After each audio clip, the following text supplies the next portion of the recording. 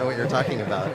But if you put that aside, like the way that the event has come about, there are just so much surprises in doing something like this, and there's so many of them, and it's so much like running 100 miles itself. Like you have this idea, you worry, you feel like maybe I can do that. You say, okay, I'm going to do it. You commit. You go and tell your family that you registered for a lottery, but then you actually get to it and do it. And there's a valley of doubt, and then there's a rise up into the mountain, and then it explodes in a way that you never would have predicted. So, yeah, that's the way I feel about it. It's every moment. Like, look at the room. It's every piece of it is just a complete and wonderful surprise for a lottery.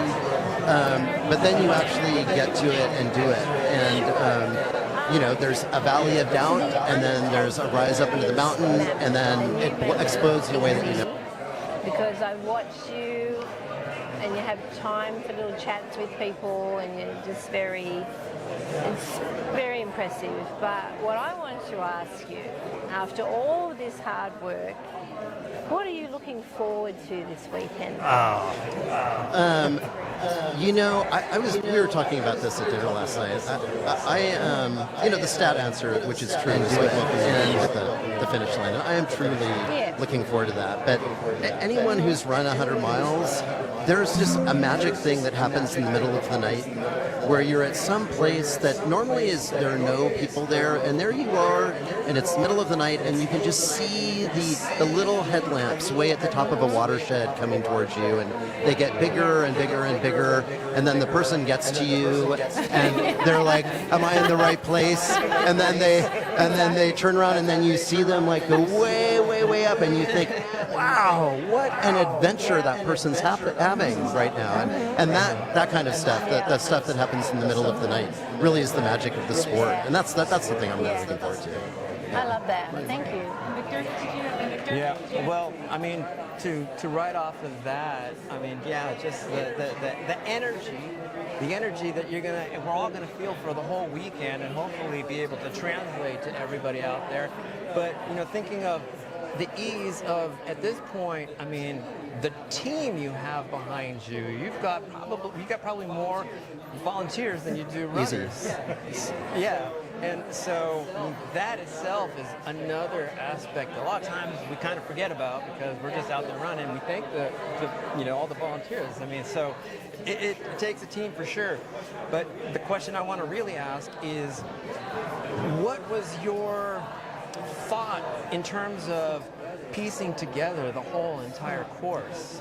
Because if you take, and hopefully everybody's going to look at the flyover and we're going to show it, but just thinking, did you throw out a little map and go, where can we go? Oh, wow. Well, they're all places that I run and have run. I know everybody here has run in these places. And the way that the course is kind of set up are these big, we talk about it in kind of 4 quadrants. There's the Bayview section, the Seaview section that we all know from like Dick Collins Fire Trails, the classic races like that.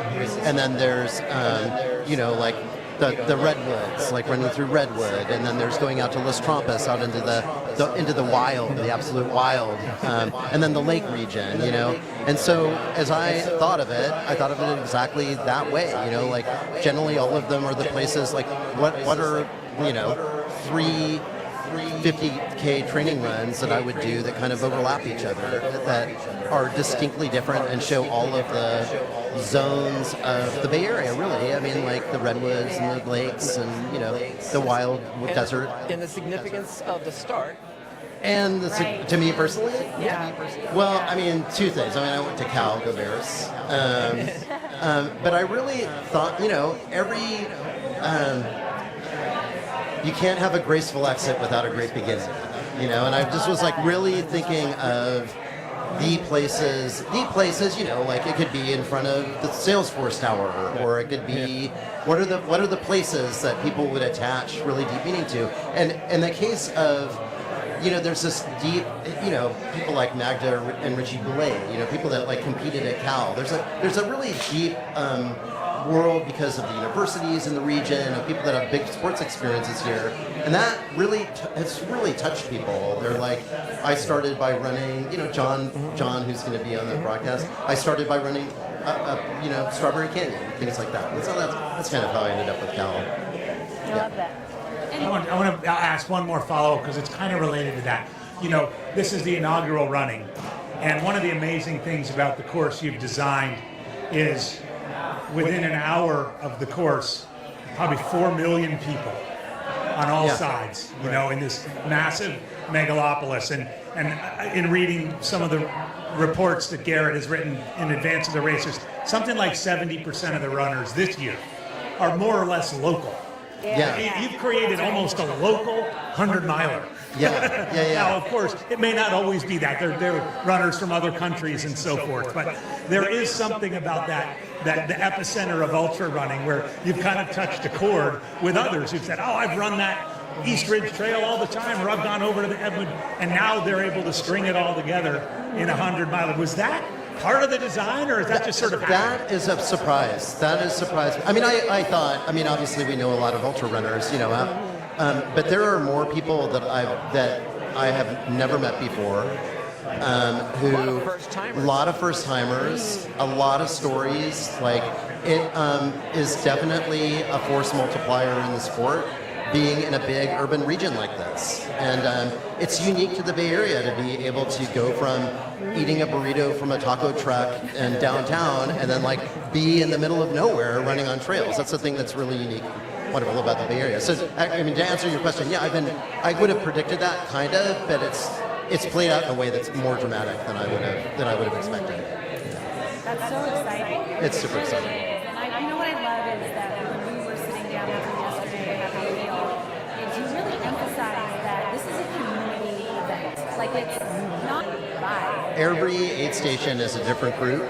I wouldn't have taken it on if I wasn't so blessed with knowing so many of those groups from Skyline and I mean it's a surprise even me. I mean we've got twice as many volunteers easily as we do runners. So, Adam, last night at dinner, so I thought it was quite funny. You had people coming out of the woodwork. I think you said the Diablo. We're coming.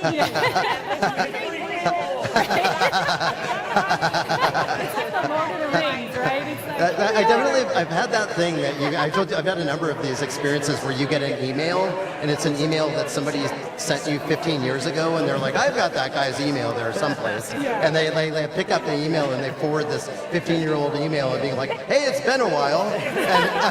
And me and my posse are coming and I'm like, oh, I didn't even know you guys were really running. And they're like, not so much, but we're really excited about this.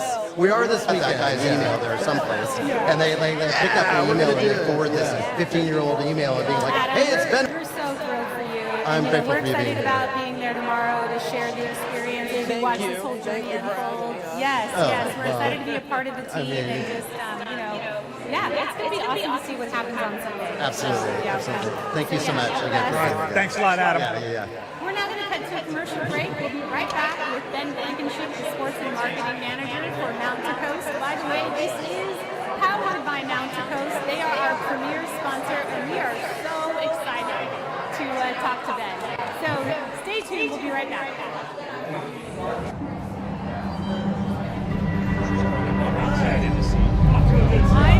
How did it go? Wow.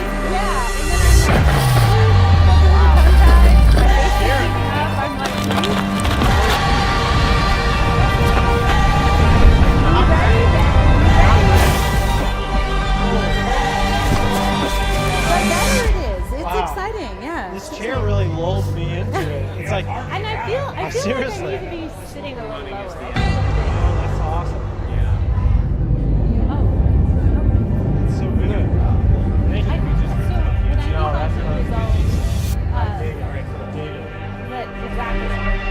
Exactly.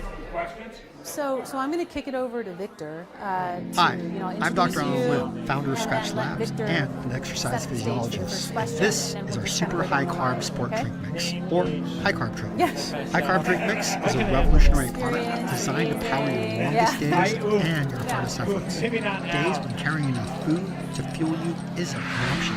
We figured out how to love the make an shoe, though. I wanna know extremely more about the high-calorie shoe. drink mix that won't upset your stomach or gut. And then we, the key then we, is I an don't know if we're gonna have incredibly Andy. large and Is- complex do we know? carbohydrate molecule Then called we cluster cut to dextrin. another.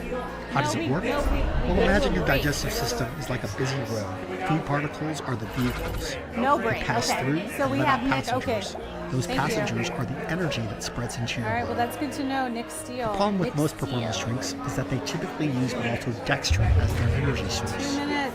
Maltodextrin is a carbohydrate that breaks down really, really quickly.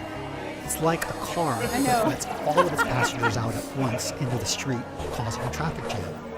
This is GI distress. Your gut becomes overwhelmed, causing discomfort, and in some cases, even diarrhea. High-carb drink mix is different because cluster dextrin is such a large, complex carbohydrate. It acts more like a megabus. It's big, and has lots of power, and still lets passengers off Wow. one by one. Okay. High-carb drink mix gives you a lot of steady energy over a long time span without overwhelming the digestive system. Using cluster dextrin, we were able to get 400 calories into a single serving of Scratch Labs high-carb drink mix, enough to fuel your hardest and longest workouts.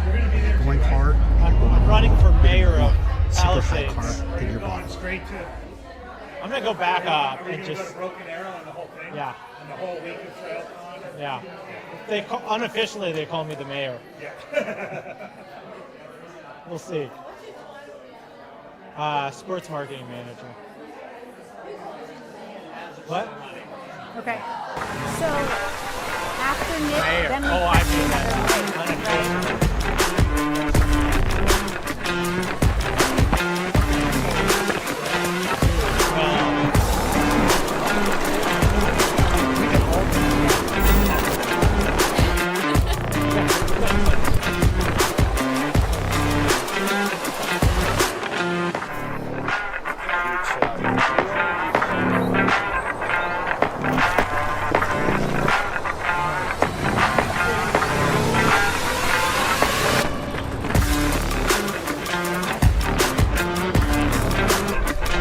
Yeah. Let's talk about this. Good afternoon, everybody. I'm Bree Lambert Sanders, again broadcasting live from Sports Basement in Berkeley, California, and you're watching the Bay Area 100 preview show powered by Mount to Coast. And speaking of Mount to Coast, joining us now is the sports marketing manager, Ben Blankenship. Welcome to the show, Ben. It's great to be here. I'm We're really excited. We're really excited that you're here today, and I think we have a lot of questions for you. Many And, soft questions. Yeah. So without further adu, I'm going to go ahead and let Victor ask the question and kick this off. Well, sir, question number one.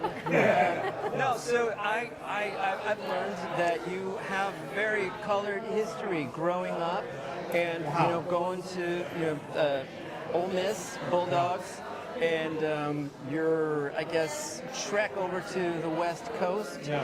But also, once you got to Oregon, suddenly you became an Olympian, and you've had that's quite a journey that I'm sure has a lot of meat to it, which you don't necessarily have to give it all. But I mean that to me, I'm from Mississippi. I was born in Mississippi, so when I saw that, I was like, oh, yeah, all right. I mean, not that I love Mississippi, but Starkville. but yeah. How in your mind's eye, what was in a nutshell, which is going to be really hard, from the points where you were sort of like, I'm going to go this way, or I'm going to go that way. And then how did it feel when you all of a sudden ended up on one of the biggest stages? I think you're one of eight 1500 meter American, who hit the finals. Yeah. So Wow. To summarize that, I don't know, we might need this to last the entire race. I think I took it one day at a time, honestly. It was really showing up to the events, being excited about it, and not overthinking my career. I think there was a naivety, maybe, let's say, in playing terms of stupidity about running at times, where you're really focused on what's right in front of you. And I think for me, it was always wanting to be as competitive as possible in the races. Not what I you get to be not knowing what opportunities may be. Yeah. Well, and then you suddenly stumble onto 100 milers. Yeah, here I am. Yeah.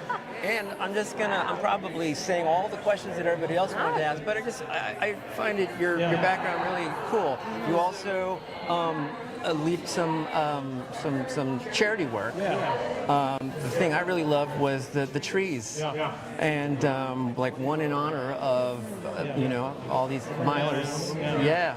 So Nobody ever had a good run in a parking lot. yeah. I love that. That's true. So those are great stories, and hopefully we'll be able to, expound more about more of them as the weekend goes by. But so no, it's cool. What you got, girl? Hi, Ben. Well, I was sitting here on the couch and I actually noticed you when you walked in, to be honest. Now, I don't know. Unshowered from Tahoe. No, I just saw I'm sorry. No, I didn't smell you. And you I just quickly saw you. asked him if he had any stickers because you like free stuff. Yeah, well, I was trying to do it like a low key. Anyway, but you have a presence about you. And then here you are. Now, I am going to focus on the shoes because I'm a shoe geek. Confess, like I read all the reviews. I have 40 or 50 pairs of shoes. I am everything I read about this shoe, and this is not a plug because I don't have any yet. It's very positive. It's very positive. It's very, I'm not asking for shoes either. Size and address. Could be a little bit more direct. This is not a plug. So the thing is, though, it also they keep coming up in my feed, and I'm a member of the Running Shoe Geeks Facebook page. And so I would look at like, what is this? What are people saying about this shoe? And what keeps getting my attention is comfort. So every time I see people writing about your shoe, these are not sponsored people, by the way. And there's all these discussions. Every time I hear it, I hear comfort, wear them for days, wore them out of the box. So these are the things that I pay attention to, is that sort of thing. So I just want to congratulate you on what I'm seeing is a constant sort of feedback loop about this shoe, because how long has this brand been going for? We're essentially in our second year. Yeah, so that's the thing that got my attention. Is it's young, but it's strong, and well done. So I just want to congratulate you on that. I will get myself a pair because I have a terrible reputation for throwing trail shoes up into trees because I hate them, or getting another pair. So thanks for sponsoring this event. And fundamentally, do you go with these sort of colours normally? We try to be as simple as possible with our color. Yeah, not too busy. It's pretty low key. I like that. And really, I think one question that I've been asked a lot is about marketing. How do we market? And I think we spend a lot of internal time, and so often, if you use the H1 for example, shoes have created their own storylines. Well, I guess you said that better than me, and I wish that I had. That's what I was in a very long way trying to say that I'm seeing is these stories that I'm seeing, and then when you're a consumer, which I am, and then it becomes very interesting, because then you think, well, I want to experience this shoe, right? So I like that. That's a good one. Yeah. Oh yeah. Ben, Mountain Coast first on the scene 2 years ago, and initially, I remember the first set of races Mountain Coast sponsored were like Lake Warmong out east, across the years in Arizona, and some of the classic like multi-day ultras. It was clearly unapologetically by ultra runners, for ultra runners have been, you know, the C1 had a huge explosion. It's wonderful. If you guys don't know, they did a double Boston with a bunch of people in C1. Ah, right. And now branching heavily in the trail, T1, A1, and M1. Like how has from a relatively quick sort of beginning with a couple of key road races to now a race like this, other races. How's that as a marketing guy? What's that road been like? Has it been accelerating or Accelerating is a great word to use, and also organic. We wanted to find races that really spoke to who we are as a brand, but also spoke to the community.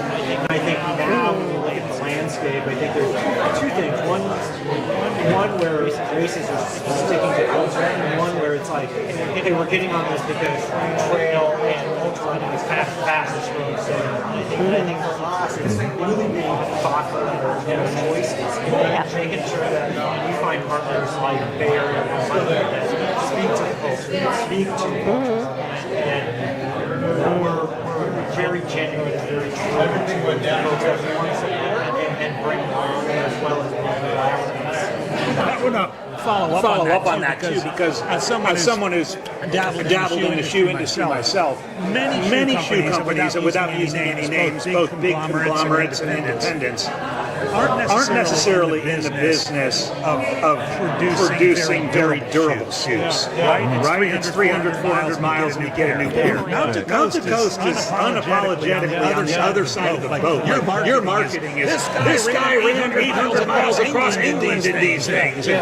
And that's clearly struck a nerve with people. Like, I can have a pair for 800 miles? I mean, that's a cool kind of where did that come from? Was that part of the roots right from the get-go? That's all our co-founder. Our co-founder had been through a lot of big companies, wanted to do something different, wanted to create something that was more sustainable, something so we could use for a long time.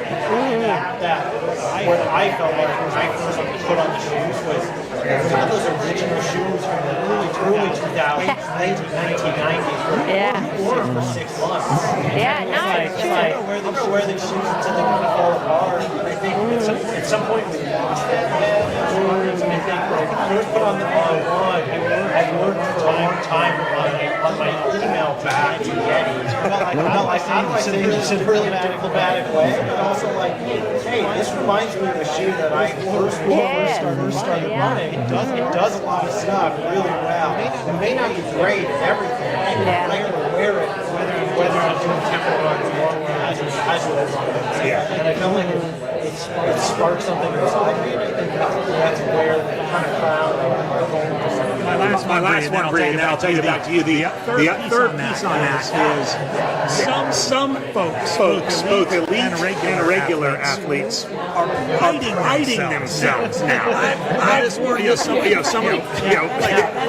Meg Hacker at Cocodona, third place woman. I'm wearing this one pair the entire time, and like it's a point of pride, and it's become truly something that I think it'll be interesting to see if other brands follow it. That's a good point, because a lot of people change shoes, and I did that at Western States, and I regret it, but I did it, and it cost me. And I kept thinking after this experience, to your point, I need to find shoes that I can be in the whole time. Well, and it's a critical thing, and it's a wonderful thing. So I mean, I'm on the other end, because I used to wear like my Adidas Zeros for Western States, and the whole way through, and I looked at people like changing their shoes. I'm like, oh, why you gotta change your shoes for? You got a rock in your sock or something? But no, what Andy's saying in terms of like this, the industry, trail, ultra, really, has kind of followed suit with that. Don't make it durable, because we want to sell things. We're in the business of selling things. Where are you going to be during the race? People are watching. They want to come say hi to the Coast guy. Well, one thing really quick. I just want to add on kind of on this little tangent of the Western States, and I want to make this brand thing. Our co-founded Yeti last year. Kind of came out for TrailCon, came out for Western, and spent the entire time out on foot from 5 a.m. to cut off to the end of Gold. He spent on the center. So he said, we need to make a better shoe. We need to make a shoe you can wear from 5 a.m. finished on the track. Whether trying to break 14 or trying to make it to cut off. And I think that M1 speaks to that. You're going to have some of those at Western States, and then I heard from a guy that are going to do the traverse of some East Coast tough guy miles in the M1. The M1 just a little bit more of a technical trail, so I know it'll have a big unveil at UTMB. Yeah. Talk a little bit about it. Wow. Not too much. You want to give it all away. Okay. Heads up, everybody. The M1's coming soon. Where will you be during the race? I'll be everywhere. That's my goal. My goal is to be everywhere on the course I can be. I tend to jump around, but we have some great ambassadors out there that I really want to support. Some folks that I met last year at Coconut that we had a really great time. So I'm excited to kind of run it back for 100 miles and see how it goes out there. So, but start line tomorrow morning and then finish first thing.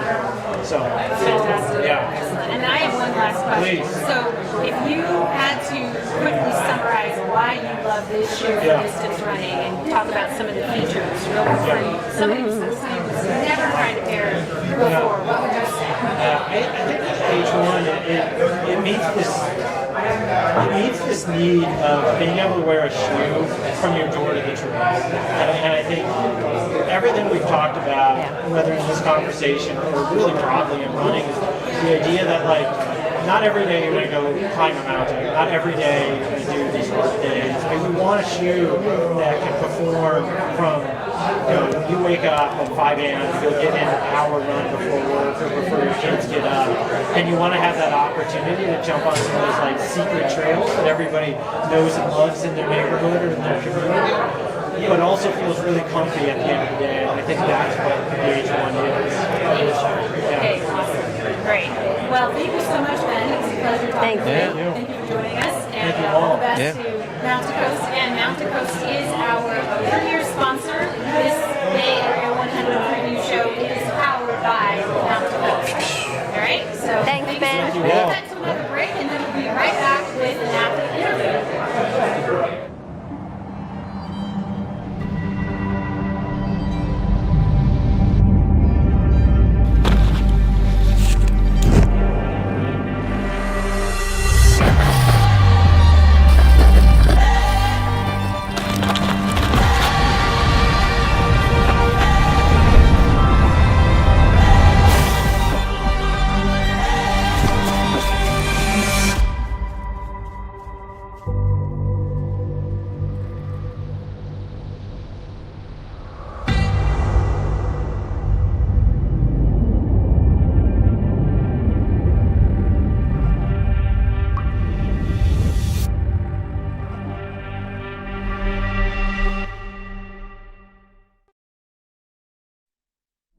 Hi, I'm Dr. Alan Lim, founder of Scratch Labs and an exercise physiologist. And this is our super high carb sport drink mix, or high carb drink mix. High carb drink mix is a revolutionary product designed to power your longest days and your hardest efforts. Days when carrying enough food to fuel you isn't an option. We figured out how to make an extremely high calorie drink mix that won't upset your stomach or gut. The key is an incredibly large and complex carbohydrate molecule called cluster dextrin. How does it work? Well, imagine your digestive system is like a busy road. Food particles are the vehicles. They pass through and let out passengers. Those passengers are the energy that spreads into your body. The problem with most performance drinks is that they typically use maltodextrin as their energy source. Maltodextrin is a carbohydrate that breaks down really, really quickly. It's like a car that lets all of its passengers out at once into the street, causing a traffic jam. This is GI distress. Your gut becomes overwhelmed, causing discomfort, and in some cases, even diarrhea. High carb drink mix is different. Because cluster dextrin is such a large, complex carbohydrate, it acts more like a megabus. It's big and has lots of power, but still lets passengers off one by one. High carb drink mix gives you a lot of steady energy, over a long time span without overwhelming your digestive system. Using Cluster Dextrin, we were able to get 400 calories into a single serving of Scratch Labs high carb drink mix, enough to fuel your hardest and longest workouts. When you're going hard and you're going long, you're going to want super high carb in your bottle.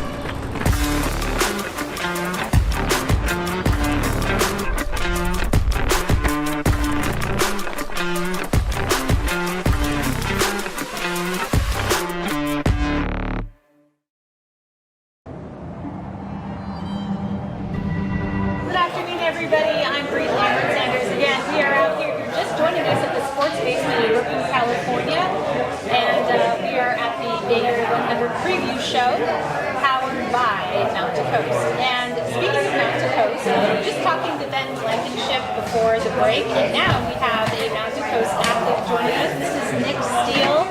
I love your name. Amazing name. We were all saying how awesome. Anyway, so Nick, okay, I'm gonna let Victor take over here because you have some questions. I've got many questions, sir. First off, you have a little mascot there. Does that was my mascot have a name? Yeah, this is Spike. Spiky. He's a practice. Yeah, he's a practice. He was passed down to me from a guy named Mitch from across the years this year. Oh, very nice. So like a kind of like a gift. That's awesome. So we're all in awe. You have a tremendous amount of 100 milers and 24 milers that you've accomplished in the last 2.5 years. You got, between now and November, you got 13 on the docket. And why? The why is always everything. Yeah, it doesn't have to be so, but that was just joking. And you don't need an answer. No, seriously though, there is part of it is a why, but also mostly it is what was the journey that brought you to decide that, hey, like did it build up by other distances and then you discovered the 100 milers and then you had like suddenly a goal of doing a certain number? I mean, you have a pair of shoes here, you can't really see it unless we rip it off his foot, but he's marked off, he has squares, and each time you finish one of these events, you mark it off. It's like on the side of a World War II fighter plane. So yeah, I hand it over to you in terms of like what was your journey to bring you to this moment? I started off cross country. That usually happens in high school, and then when I got into college, I lost myself a little bit. And I fell into normal college habits, and then I had a gym class, started running in there like every single day. I was like, this is where it was, so I started running again, and I was like, this is something I really enjoy in life. And so I started pursuing further distances, jumped into triathlons, sprint triathlons, and then Olympic, and then Ironmans. And right around the time when I was doing Ironmans, I started doing ultras. My first ultra was a little over 2.5 years ago, and it was a backyard ultra on my own. So I just held myself accountable every single hour. I went 13 yards or 54 miles. And it's crazy because the day before that, I had no idea what I was capable of. I did a marathon before, by myself, but I had never gone, in the ultra territory. And then I just did 54 miles. So I was like, That's amazing. why can't we do 100? And so a couple months later, I did my first 100 in Mankato, Minnesota, where I live, by myself. And then I was like, you know what? We can start doing these things. I love that. And how did it feel when, I mean, when you suddenly discovered, because I have to imagine, when you were doing shorter distances, that you were saying, were you know, like a front runner, or were you still kind of trying to find your legs in terms of, you know, speed, strength? Because, you know, you've got to say, a lot of folks are saying that, you know, like no pressure, but like, you know, you are one of the front runners of Right. the race this weekend. Like, yeah, besides going, wow, I can do this, did you also hit a point where you're like, oh, not just can I do it, but I can do it really well? I think it's always just been, let's just conquer the distance and let's just have fun. Because we only live this life once. We all know that, you know, like as of right now, you know, like we only live once, so let's just enjoy it. So when I'm out there on the course, I'm looking at the beautiful bits of the course. You know, if there's a butterfly flying around, it's really, really beautiful. You know, and then it flies backwards, I might chase it backwards. I might go backwards. You know, eventually I'll reach my final destination where I need to be. But I'm going to soak in the journey along the way, and I'm going to film for my YouTube videos, you know, and to show the world, you know, all these journeys we're going on. So it's not really about speed, but there are some races where, you know, we're doing a 24-hour run, and I know I can PR, and that's when I, you know, kind of jump into the competitive side a little bit, or late in a race when I know which placement I'm in, I know that I can hold it, or I know I can possibly grab it more, I might do like the final 10 miles or so. But the first 80 to 90 miles, I'm just going to I'm just having fun. I guess I'm just a little quick. Yeah. With it. Well, I mean, you just summarized it there, because I think for all of us, really, it regardless of whether or not we did well, it was the fun we were all having. So, and you're shining with fun. Yes, Blinding. exactly. It's so amazing. That's awesome. Yeah. Right, Yeah. right. All right. Dee, did you want to ask a question? Yeah, well, Victor stole the mascot question that I had. I would imagine at some point you may also pass on the cactus to the appropriate person, and you will know who that person is, won't you? I think that's what's going to happen. I think we so. don't know which, but that's what I would like to see happen myself. I think that would be cool.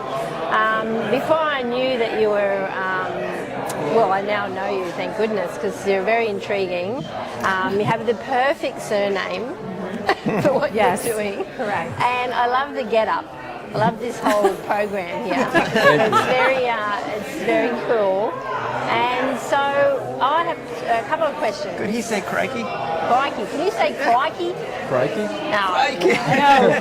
What was I gonna say? So now I've been looking at these tan marks here, and only someone like you that's doing what you're doing could achieve such a tan line.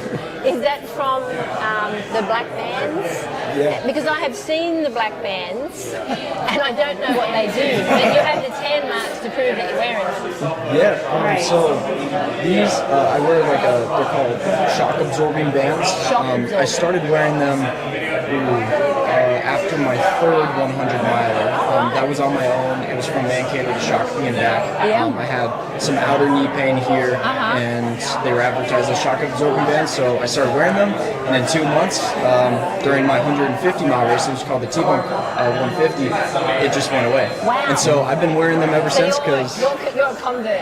Yeah. I might have to get some, because the side knee nearly took me out of Miwok, which is only 100k. So that's really interesting. Yeah.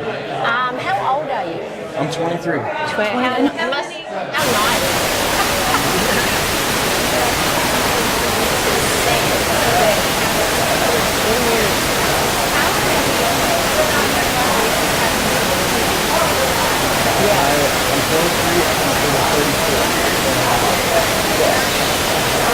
So I do have another question. A lot of people look, I'm not very good at the watching, so I have Now, are you a numbers geek? Do you bank sleep? Do you follow your sleep? Or you just kind of more, because you started organically. What I love is that this is your own thing at the beginning. You and then it's progressed into its own story, which is awesome. But are you a numbers guy, and just kind of like, this is where I'm doing this one, I'm just gonna, are you pretty chill, like, about, like, things, you don't overthink it too much? Do you check your sleep? Like, what sort of guy are you in your head? Yeah, I figured that. Like I said, chase butterflies. Right. Whenever I'm working, that's kind of more I see and I want to be all out, like the race has, and I just pick up whatever. What takes your fancy? Type thing? Oh my God, usually I'll be there, so I'm like texting like 5 minutes before I arrive. Oh, that's nice. Hey, we're going to do this, this, and this. And I remember that late in the race to get right now. So I look at the notes page, the page they text, and it says local. But other than that, sometimes I'll run up to the aid station, and then someone goes, maybe we'll try, this, like Coke or something, like the Coca-Cola. I don't really drink Coca-Cola, but sometimes I'm like, I don't know, let's try it, and then you keep running, 'cause like, See, but you can do that. You can. I'm going to pass it over to AJ. I'm sure he has some great questions, but thank you. Yeah, great to have you here. Have you run in California before? I have not, but I used to live in California. Did you really? What were you here for? So I Like school or something? School. I lived the first half of my life here, so the first 12 years of my life. So it was elementary, Here in the Bay Area or Southern? No, in Riverside, California. Okay, Riverside, right on. So, okay. but this is So your Southern first, California. ultra in California. Yeah, my first ultra, and I'm excited to be back here with my Have you run any of these you probably haven't run any of these Bay Area trails? Or? I have not yet. Right on. Oh, wow. Okay. All right. So I've talked to a fair number of serial 100-milers like yourself. So I'd love to dive into training a little bit. So 13, give or take, 100-milers between now and November. What do you typically do in between them? Well, run miles. The best way to get good at running miles is to run more miles. If I have a back-to-back race in terms of like weeks, then I'll run usually 3 runs in between. So the first 2 days I cycle, very low watts, and then I ease my way back into running. Right now my average run is in between 15 and 20 miles. Usually the first run back is around 15 miles. Next one's a little bit shorter, and then I'll just do like a pre-race run. That's like an hour run, and then I'll just race again. But if I have like a 3-week gap, then I'll do a recovery week, and then a build week where I'll run 100 miles during the build week, and then another recovery / taper-ish week leading into the race. I don't really believe too much in tapers except for the day before. Yeah. Have you had any DNFs yet? I have not. Right on. I didn't want to jinx it, but that's good to know. How about any of like the usual new ultra runner stuff, like trashed quads or puking or blisters? Are you relatively immune to those things? Definitely not immune. I'm just like everybody else. So we'll all get them. It's just learning about them. Like I used to wear normal socks at Walmart, and I switched over to different wear socks, and right now I'm wearing creepers. And so I found that wearing creepers toe socks reduce the having to toes. And I also wear trail boots on top of the shoes, so that reduces the marks that get in, that will cause the blisters. So it's just a learning process of figuring out how to do it. Well, have a great day out there. Can't wait to see how you do. We'll be following you. Yeah, and One more question. you go ahead. What kind of training terrain do you have at home that may, come close to what you're going to be seeing this weekend? Yeah, so where I live, it's along the river valley, so we're not at elevation, but we do have like some 100-meter climb or 100-foot climbs. So whenever I want to do repeat stuff, and I just do that, get like 1,000, 2,000 feet in a day. Or if I want to run on some technical trails, we have a small little technical trail area that's only probably a mile of trails. But other than that, it's pretty much asphalt running or running alongside the sidewalk of grass patches. I do think that helps a lot because people usually Yeah. Oh, yeah. Awesome. And I have two quick questions. What will be your shoe of choice for tomorrow's race? That's the first question. And the second question is, what is going to be your pacing strategy? All right, so my shoes, I'm wearing the Mountain Coast C1s. I wore this pair last weekend. I ran a 24-hour run, this 24-hour run. And so I'll be wearing this shoe all month. I'm doing it a month, so it's 4 in a row. And the next one's Burning Harbor, and then the one after that's in Wisconsin. And pacing strategy, it's just going to be like, we're just going to Chase butterflies. chase butterflies, just get out there, start running, soak in the beauty of the course. That's the most important part. And if I see anybody that's struggling, I'm going to stop. I'm going to stop. I'm going to try to get them back on their feet. I love that. That's Ultimately, up to amazing. them, but So really, it's the experience. it's the experience 100%. It's fantastic. Fantastic. Well, Nick, good luck tomorrow. All the best. We'll be Absolutely. looking for you, of course. Good luck Yeah, again. we'll be saying Thanks a a lot. lot, Nick. We'll be cheering for you. That's right. I think we're going to a commercial break now. No, we're not. We are. Okay. So now, Thank you. so joining us now is Dante, also known as Scratch Daddy, or from Scratch Labs. And I think Victor has a question for you right out the gate. Yeah, we're going to jump right in. How did you earn Johnny the moniker? Poppy, Scratch Daddy. We like to keep it fun, keep it light, right? Especially on the trail. We do a lot of trail events. And so the trail culture is a little bit goofy and lean into it, right? How long have you been with Scratch Labs? I've been with Scratch Labs for almost 2 years now. Okay. Yeah. And in terms of like the sponsorship, because I'm starting to see a lot more of Scratch Lab, hitting all kinds of different events. My own event that I have on the RD for the Tamalpa Headlands 50K is registration is still open. But yeah, I mean it's. Tell me a little bit behind the strategy of really getting it out into the world. Yeah, so we really believe in grassroots, helping people at basically the local level, on the individual level. So our whole culture is built around unreasonable hospitality. And so at the end of the day, when you interact with someone from Scratch Labs, the whole lesson is that it's memorable, and then you feel heard, and that we help address any questions or anything that you pull with, maybe how to fuel or just what it is that you have. So our whole system's built off of the community. So joining the Bay Area 100 and having a team locally, I mean, that was the no-brainer for us. It fits our culture. I think the Bay Area specifically might be a little bit slept on, and I'm really excited that people are going to really see what we have. Yeah. Oh yeah. And I mean, obviously it's competition because there's a lot of hydration, different sort of, people are trying to figure out, what's the best thing. What sets Scratch apart from anything else maybe that's out there? I'm not even going to say names, but what sets Scratch apart? Everybody has something that works for them. That's the important thing, right? So what works for some person might not work for everybody.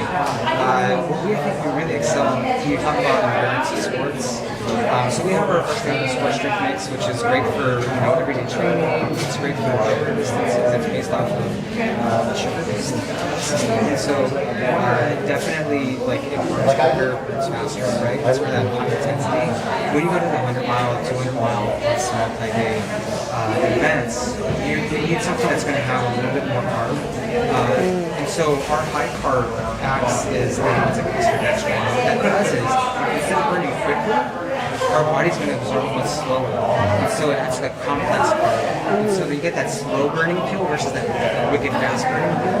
Yeah. And that's really going to help people, especially as you get labor fatigue. Right? As we get later in the race, we know sometimes it's really burnt to and you don't want to chew.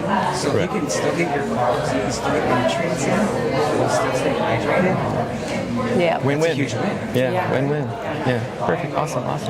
Very. Yeah. My turn. Well, we met earlier. Yes, we did. And I shared with you that I am a new convert The lollies. to the lollies, which they are not.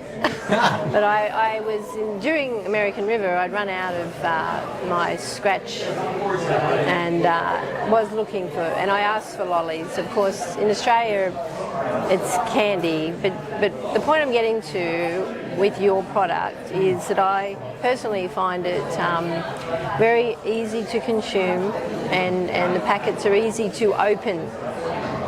Which is really, for me, like when you're moving, I have had some products where it's just It's sticky. and or it's you just get weirdly angry with this What are you thing. doing? Yeah, so that was cool, and the flavors are great. So my question separate to that is how long has Scratch been existing for? And I think, did you say you're based in the Bay? So we're Or- based out of Boulder, Colorado. Boulder, yeah. And when did Scratch? When was it established? Sure. Yeah, in the early 2010s. I want to Oh. say maybe the 2012 Wow. era. Yeah, It that's- really got born with Dr. Lim working with USA Cycling in Right. France and so forth. So that's where the roots really started was with cycling. And as we've grown, we understood that there's a lot of areas of sport, trail running, running, racing now, Yeah. that were being underserved and didn't have the same options that we were developing out for cycling. Right. And so, because there's so much investment in cycling, you had to get your techniques and investment in research and all that. And trail running is still a lot grassroots, right? So being able to bring that investment to trail running has been a really great journey for us. And so you originally, you were saying, invested in cycling initially, then transitioned into trail and ultra, and so the company it's continually evolving and progressing. And then the Scratch, where did the word Scratch come from? From the formulation in the labs, or from like? So forgive me, Dr. Lim, if I get this one wrong, but I believe it was born from the idea of creating a product from scratch with Yeah, real like- ingredients. yeah. Right? Oh, So right, our products are vegan, kosher-free. The recovery does have dairy, but the part that we have is vegan-friendly. Kosher, And gluten-free as well. It's all real, it's cane sugar, so there's no artificial, it's dehydrated fruit, it's really good flavors. Yeah. And so it's really about going back to the basics and just building it from scratch. Yeah, I like that. And it's gluten-free as well, isn't it? Yeah. So I'm gluten-free. And I appreciate that. Thank you. And I'm going to hand it over. All right, enough of that stuff. What, you're here for the whole weekend. What are you going to do? Oh, we're gonna have a party. Are you going to be? Are you going to Scratch sort of hosting an aid station, or being part? Or are you just going to be part of an aid station? Oh, well, I'm co-captaining an aid station. Which one? The best one. Ward Meadow. Ward Meadow. Ward Meadow. All Okay, right. there you go. Yeah. Runners are going through that 3 times, everybody. Three so there's times. going to We be. also call it Bandit Town. Yeah. So let's hear about Bandit that. Yeah, so Bandit Town. So the Bay Bandits, this is our home course, right? So this is home for us. There's going to be a lot of support for the Bay Bandits out here, local community. But so we're having Bandit Town. And it's going to be a mix. We'll call it eclectic for starters. So the amount of lights, and we may have light tunnels, we may have misters, we may have the beginning of a tradition of a headstone. Interesting. Incorporated. Okay. It's just going to be a big party all night long. And So the it'll be for 23 the hours, so- Bandits is a running group, Yes. right? Yes. And it's a community of runners. A We don't call community it a of group. runners. It's not a group. It's not one of those dating sites disguised as a group run. No. Okay, all right. Just We actually because I mean, this laugh about all-night that. party, it could divulge into debauchery that we might not want to have our YouTube cameras see. Of course. No. Well, I can't speak for other people, but All right, so Nine all right, months from now, will there be like, hey, there's a baby bandit. We don't know. Come check it well, out. we're going to have some cameras out there, so we'll look for you and try and hear. But that sounds like a lot of fun. So you're going to make the most of your time here. Oh, and we're so what was it? Back, I asked Ben with Mount Dacosta too. Was it Was it the sort of Bay Area roots and an inaugural race and the somewhat entrepreneurial nature of Scratch that kind of drew you to be a sponsor of the race? 100%, yes. Like I said, it fits our culture. The community out here, there's so many talented trail runners in the Bay Area. They have a 100-mile race, and being just like Mountain Coast, which also shout out to Mountain Coast, an incredible company. Ben is an amazing dude. Couldn't say enough good things about the company and Ben. But we share that in that endurance sports, and so if you have a 100-miler here, how do you not get it? So that was not even a question. That's great. Yeah. That's great. That's great. And then I have one final thing I'd like to ask you is, so for someone who's, this is their first 100-mile race, what recommendation would you have in terms of how they should approach using your product? I mean, if they're not used to Scratch and they're sort of like, okay, struggling, maybe to get in the calories. I mean, what sort of recommendation would you have for, fueling with Scratch? Wonderful question. So, especially, I'm going to focus on two aspects of the race where I think hydration is really important. First being around mile 40, you're going to get to Bella Vista, and that's going to get you to the beginning of Los Chavas, which I believe is the coast course. It's going to be hot, it's going to be exposed, and there's some really punchy climbs on there. Yeah. So, ice band is going to be a big deal for this. But also keeping on your hydration, right? You're going to sweat a lot, so you want to stay hydrated. So just making sure that I would even be carrying an insurance policy through that section for extra hydration. Yeah. And then the big thing too is the high carb. So we're going to have high carb and corn meadows. That'll be mixed. So the rest of the race will have our standard drink mix, which is 20 carbs per flask, 400 sodium. We've got our high carb, we have Warp Meadows, Bandit Town, Party Town, and that's going to be mixed to 100 carbs per flask with 100 grams of sodium. So when you get that flavor fatigue, you don't want to chew around 68, 88, 93. You don't want to chew so much. So being able to take your nutrients still at that level is a big deal so you don't vomit. And that's where I would really aim in on that. That's great. Thank you for the recommendation. That was good. That's great. Yeah. All right. Well, thank you so much, Dante, for being here and joining us. Yes, it's awesome. It's great to meet you guys. Thanks a lot. We'll see you out at the Bandit party. Yep. Yeah, look for him Thank tomorrow. you. See you.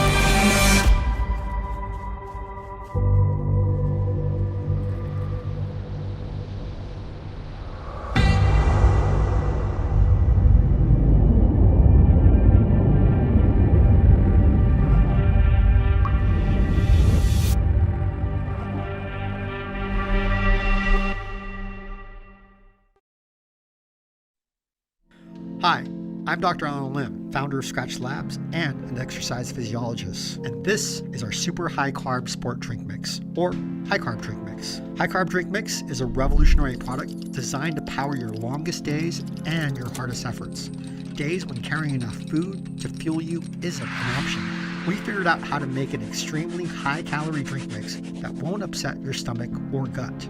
The key is an incredibly large and complex carbohydrate molecule called cluster dextrin. How does it work? Well, imagine your digestive system is like a busy road. Food particles are the vehicles. They pass through and let out passengers. Those passengers are the energy that spreads into your body. The problem with most performance drinks is that they typically use maltodextrin as their energy source. Maltodextrin is a carbohydrate that breaks down really, really quickly. It's like a car that lets all of its passengers out at once into the street, causing a traffic jam. This is GI distress. Your gut becomes overwhelmed, causing discomfort, and in some cases, even diarrhea. High carb drink mix is different. Because cluster dextrin is such a large, complex carbohydrate, it acts more like a megabus. It's big and has lots of power, but still lets passengers off one by one. High carb drink mix gives you a lot of steady energy over a long time span without overwhelming your digestive system. Using Cluster Dextrin, we were able to get 400 calories into a single serving of Scratch Labs high carb drink mix, enough to fuel your hardest and longest workouts. When you're going hard and you're going long, you're going to want super high carb in your bottle.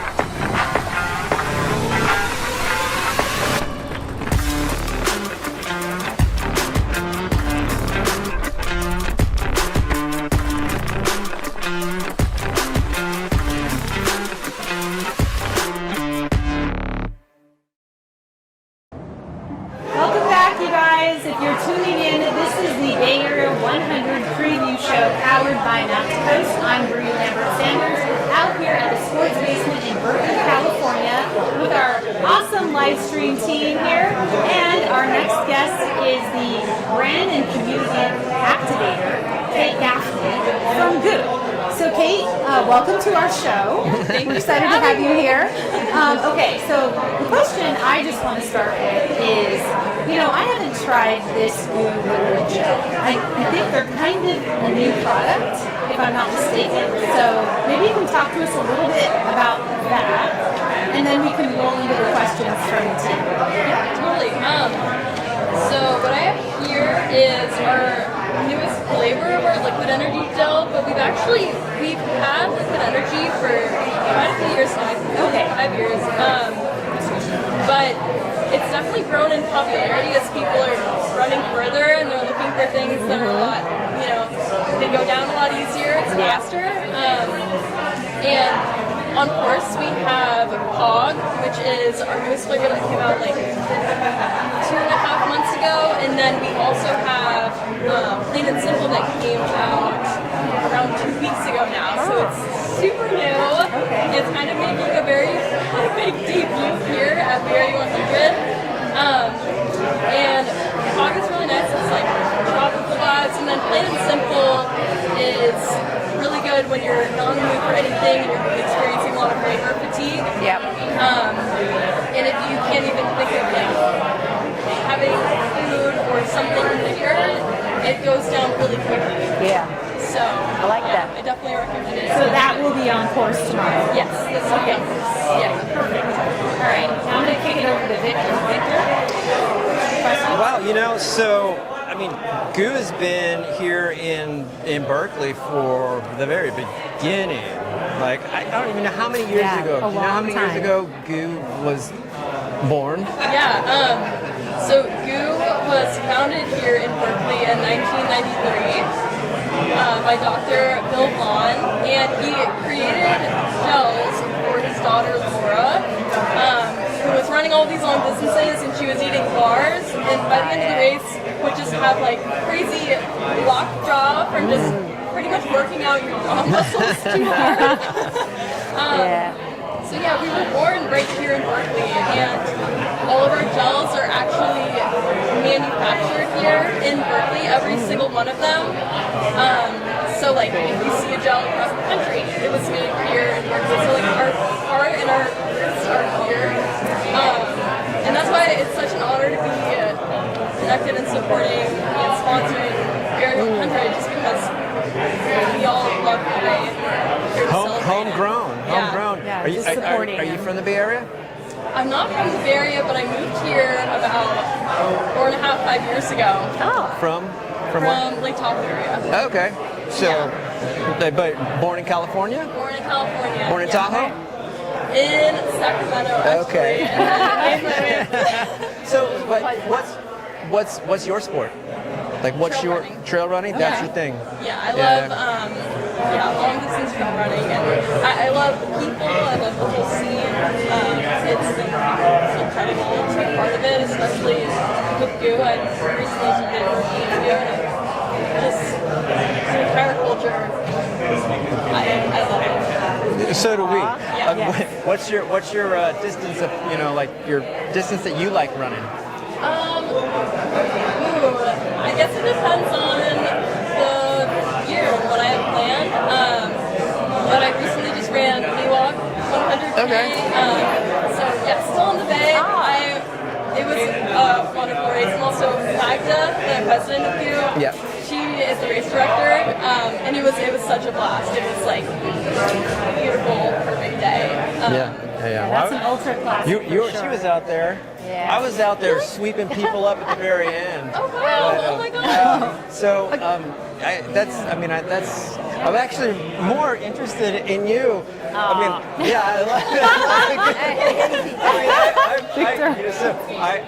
actually. Kate's here like, I need to talk about the product, Victor. Exactly.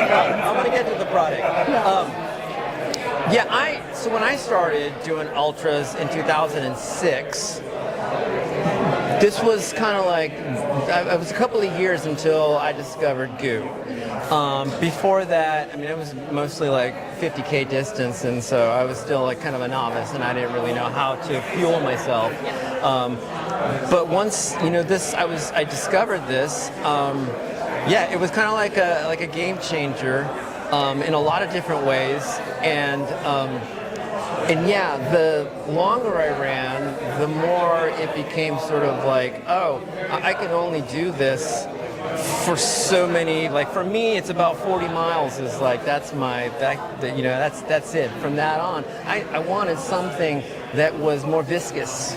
And so when you guys came out with that liquid energy, I felt like there was something else out on the market back then, and I don't think it's around anymore. But that's kind of like I feel like that's a game changer as well, because we're talking about trying to ingest something that it's not solid, but it's sticky. Sticky, right? Yeah. Syrupy.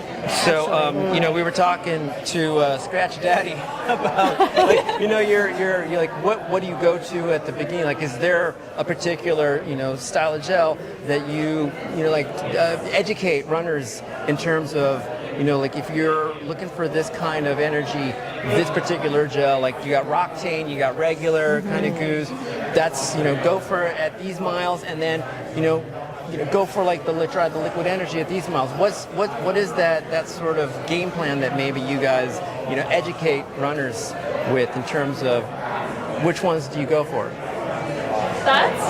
It can be a tough question, because I feel like at the end of the day it can come down to your preference, and you offers so many different flavors that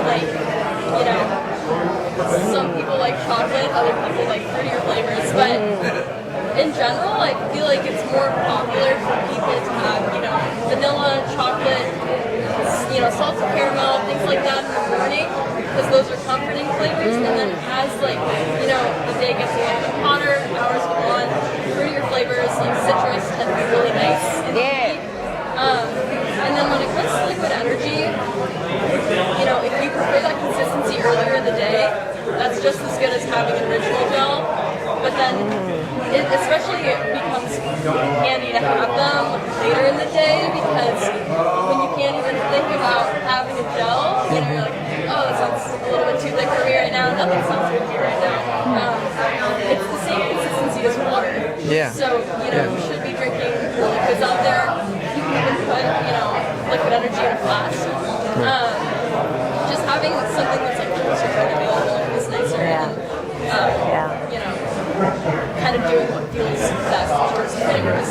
But especially the plain and simple, since there isn't typically an added flavor to it, it's nice if you're not ready. Right. How many flavors do you guys have? Gosh, the number, I believe it's around 20 flavors? Yeah.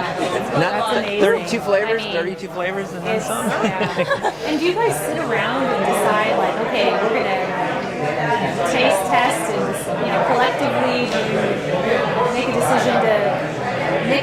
flavor, add a flavor in, consider something. How does that process happen? Yeah, there's a lot of time and thought that goes behind selecting a flavor. For example, sour peach, I believe it might have gone through over 70 variations Wow. in terms of flavor. Our R&D lab goes through so much testing, and we do a lot of field testing with our athletes, which is super cool because our lab is like right in Berkeley. Yeah. People come in, grab the prototypes, try them out, and that way we get quicker feedback, Yeah. on what works. But depending on the flavor, the timeline can, differ quite a lot. Sour peach that recently came out this past year, I believe that timeline was like a little bit over a year, the development. So there's like a lot of thought and testing that goes behind each gel. And it's not like, I'm going to add a flavor and see how it goes. Yeah, it's like, right, yeah. I can appreciate that. we're going to Yeah. bring this through multiple rounds and really sort it, Oh, my Mrs. turn. Green? Yeah, Okay. or I'm Yeah, happy Jane. to. I'll just go real quick and I'll hand you over to AJ. So we met earlier, briefly, and they're very lucky to have such a personable rep and great smile and great product. I myself am a massive only. You've encouraged me to be a little more adventurous with your brand. I'm an espresso love girl. That's it. I know exactly how many I can fit into either side here or wherever I put them. I also did Miwok, and I would not have seen you because I didn't have a great day at the office, but I made it in, and Magda was at the finish, which is incredible. I thought I was seeing something because when I thought she's still here. But I tell you, one thing that why I'm loyal to, because I've been racing for a long time, got a few years on you.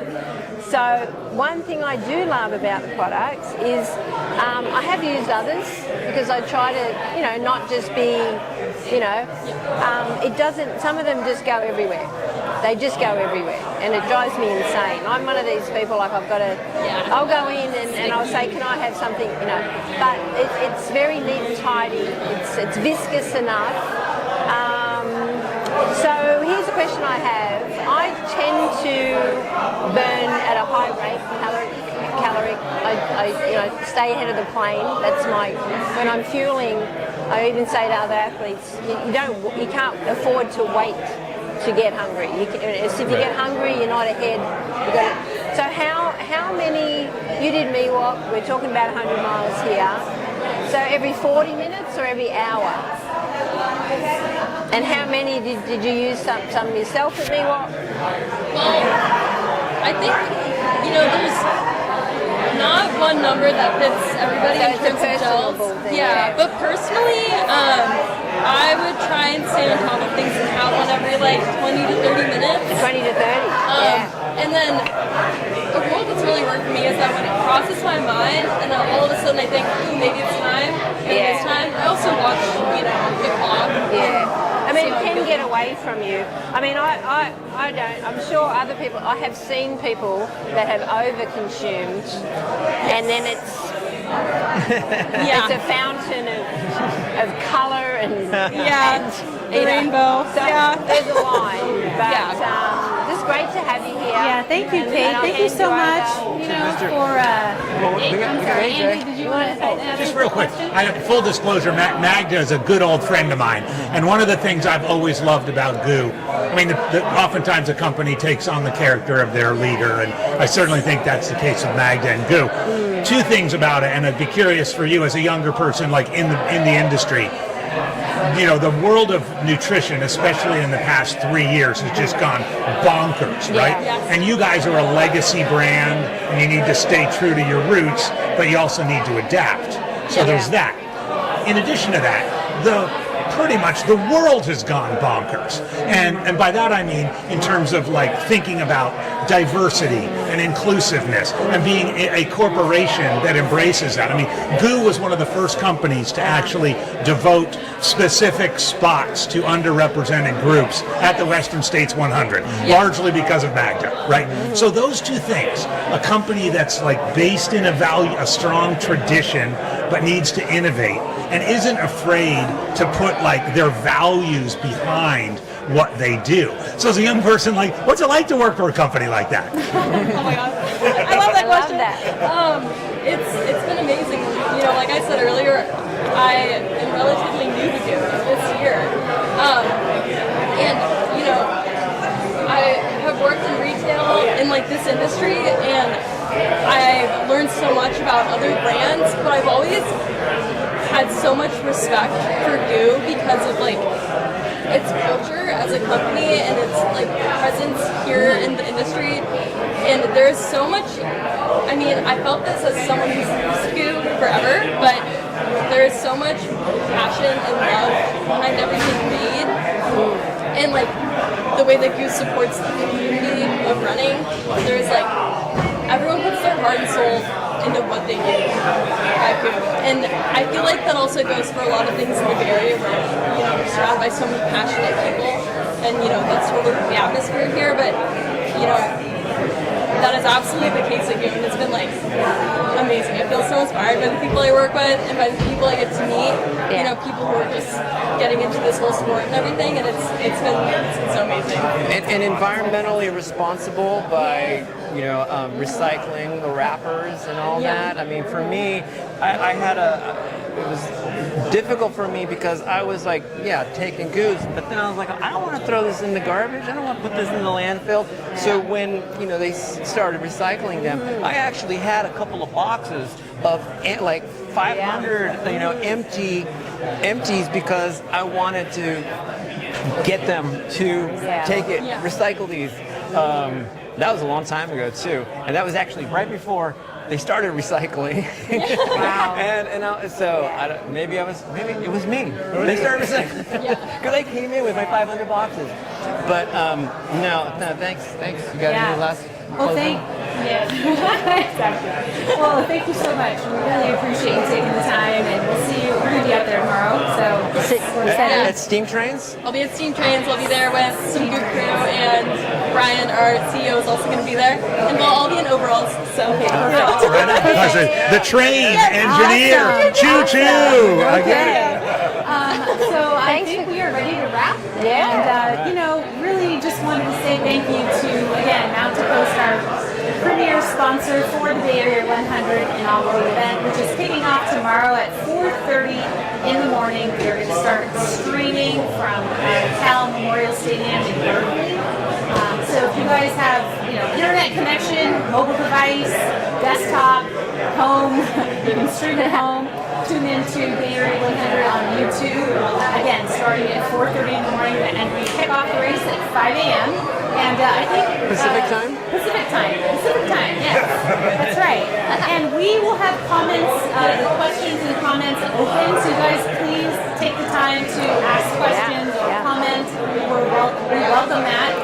We have AJW and Victor Ballesteros in the studio at Skyline High School, and they will be announcing and calling the play-by-play. Verdi and I will be out in the field, I think it's going to be great. We're excited. Right? We're excited about it. That's great. Yeah. Just real quick, we're just going to run through some of our final thoughts. And I have a thought for an inaugural race like the Bay Area 100. And my hope for Sunday is that whatever goes wrong, because there's going to be stuff that goes wrong, just like in any ultra. But whatever goes wrong, none of us know about it. You know, and knowing Adam and how sophisticated he is and smart, and, you know, that it's just like, you know, it's like the play, the Broadway show, and you find out later that all this terrible stuff took place backstage, but on stage, you wouldn't have known a bit of difference. Exactly. That's my hope for tomorrow and Sunday. Yeah, well, you know, I'm just thrilled to be part of it, and I'm going to be in the studio on the course doing live reporting. I'm going to look for the action. I'm going for the front of the pack, the middle of the pack, the back of the pack. I'll be at Bort in the middle of the night, running on caffeine and fumes. And there's going to be a lot of stories that are going to unfold that are not written yet this weekend, and going to be emotional and powerful. So I hope everybody tunes in for the good, bad and the ugly, and for the golden hour, and really feel this is going to be just become an iconic event. It's just so special, and I'm privileged to be part of it with this crew. So touch wood. My thoughts. We have 177 registered runners. We might not have them all show up tomorrow, but there's going to be, let's say, 150 stories that are going to go down. We may not know all of them, but we're going to hear some. And for me, regardless of the 50K up to 250 miles, being a part of watching all of this unfold, just like you're saying, and especially the middle, like the front runners are always wonderful and beautiful to like see and inspiring, but then you get to the middle and then you get to the back, and that to me is where the real inspiration happens. And so I'm looking forward to those stories unfolding, and to kind of be witness and in a way feel like, you know, we are part of that story as well.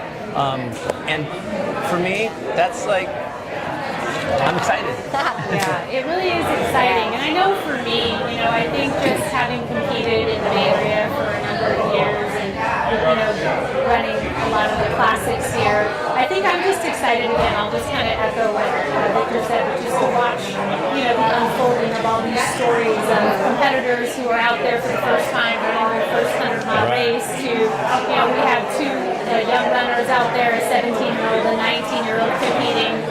We have Angie Woolman, who's 72 years old, and she's going to be running, I believe it's going to be her third 100-mile event. So I think the human stories coming out of this are going to be just incredible to watch. And, you know, and just, it's exciting. It's exciting to be a part of this first ever Bay Area 100 event. And so just to wrap things up, I want to say thank you so much again to Mount to Coast. They are our premier sponsor. Thank you also to the other product sponsors, WHO, Scratch Labs, East Peak, and HydroPack. So we'll see you guys tomorrow morning. Tune in, everybody.